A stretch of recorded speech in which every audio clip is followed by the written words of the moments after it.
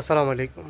আজকে একটা বিষয় নিয়ে আলোচনা করতে চাই, সেটা হচ্ছে পুলিশ ক্লিয়ারেন্স, যেটা প্রত্যেকটা প্রবাসী বিদেশ যেতে লাগে নতুন অবস্থায়। ঠিক আছে?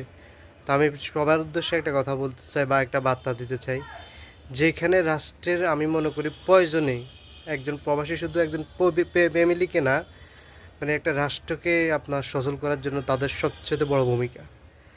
ওই পুলিশ ক্লিয়ারেন্সের জন্য আপনার বহুত প্রতারিত হতে হয়, কিন্তু আবার ওই পুলিশ ক্লিয়ারেন্স যদি দালাল দিয়ে করা, শুধু একটা এই এনআইডি কার্ড এবং পাসপোর্ট কপি হলেই হয়ে যায়। ঠিক আছে? আর না হলে যদি আপনি নিজে করতে যান, এখানে কত ভোগান্তি হতে হয় সেটা যারা গেছে, এবং আমিও দেখছি, এই জন্য আমি আজকে ভিডিওটা করা। ঠিক আছে? এই জন্য বলছি ভাই, আমরা মনে করছি যে দেশে পরিবর্তন আসবে, ভালো কিছু হবে, আসলে না।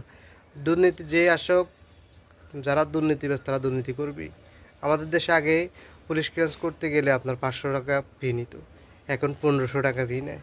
মানে তার চেয়েও ডাবল হয়ে গেছে, এখন এক ডাবল না, দুই ডাবল হয়ে গেছে।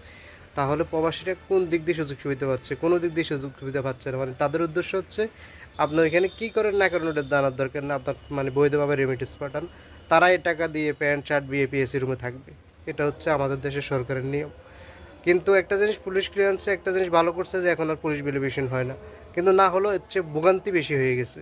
কারণ আপনি চেয়ারম্যান সার্টিফিকেট দিচ্ছেন, এখন বলতেছে এটা হবে না, ওটা লাগবে, অনলাইন কপি লাগবে, সত্যায়নপত্র লাগবে। একটা মানুষকে কত রকম হয়রানি করতেছে বর্তমানে যে পুলিশ ক্লিয়ারেন্সের জন্য যাওয়া। তা আমি সবাইকে বলবো ভাই, সবাই ভিডিওটা শেয়ার করবেন, এবং আমি প্রশাসনের দিকেই আকর্ষণ করে বলছি, আপনারা এগুলো একটু মানে ফ্রি করেন, আরও ক্লিয়ার করেন। এভাবে মানুষকে একটা হয়রানি করার দরকার নেই। ধন্যবাদ।